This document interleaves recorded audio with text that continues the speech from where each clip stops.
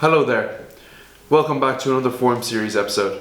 Today what we'll be looking at is the hamstring curl, specifically the upright single leg machine hamstring curl. The single leg hamstring curl is a unilateral isolation exercise specifically targeting the hamstrings. How to perform the movement. First of all, it's worth noting that the design of this equipment can be quite varied depending on the designer and the manufacturer. However, the majority of the detail provided in this video can be generalized to numerous hamstring machines in different gyms. To begin, place your knee on the knee pad. Then slide your other leg in front of the hamstring pad, having it roughly rested slightly above your ankle. To complete the first rep, I would avoid applying pressure with a hyperextended knee. To avoid this, I push my hips back very slightly so that I can begin the movement with a slight bend in my knee. Once the load is safely on your hamstrings, you can begin your repetitions. As with nearly every other movement, attempt to control the eccentric and avoid locking out completely at the bottom of the movement. You may notice that I slightly rotate my upper body. This helps me in two ways.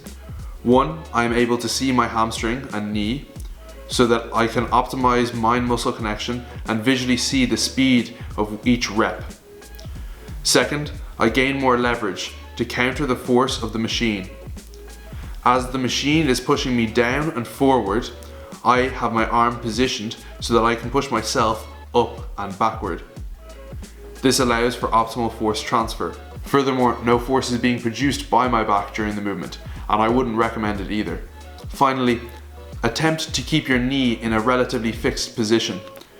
If your knee is pushing backwards as shown, it means your glutes are assisting in the movement. Having the glutes assisting in this particular exercise is not recommended, as it puts pressure on the lower back. The pros of this exercise. It is a very good hamstring isolation with quite good load potential. This exercise brings the hamstrings through a relatively full range of motion. The upright posture shortens the muscle belly, which allows for quite a strong contraction of the muscle. The ascending resistance curve means that the exercise is most difficult at the top of the position, i.e. when the hamstring is fully contracted. The weaknesses of this exercise. There may be a chance that your hamstring and the tendons connecting to it may not be used to such a full range of motion. Therefore, I recommend working up slowly during the weeks as you progress with this exercise. Furthermore, the resistance is quite weak at the stretched or bottom position. As this is the case, I would recommend two variations. One is the RDL, or two, the seated hamstring curl. Both are efficient at loading the hamstrings at a more stretched position. The seated hamstring curl is advantageous because you can still use it as a unilateral movement, i.e. one leg at a time. However, the load potential of the barbell or even dumbbell Romanian deadlift is phenomenal. Injury risks. There's two injury risks to look out for when doing this movement. First, try not to begin the movement from a hyperextended knee position.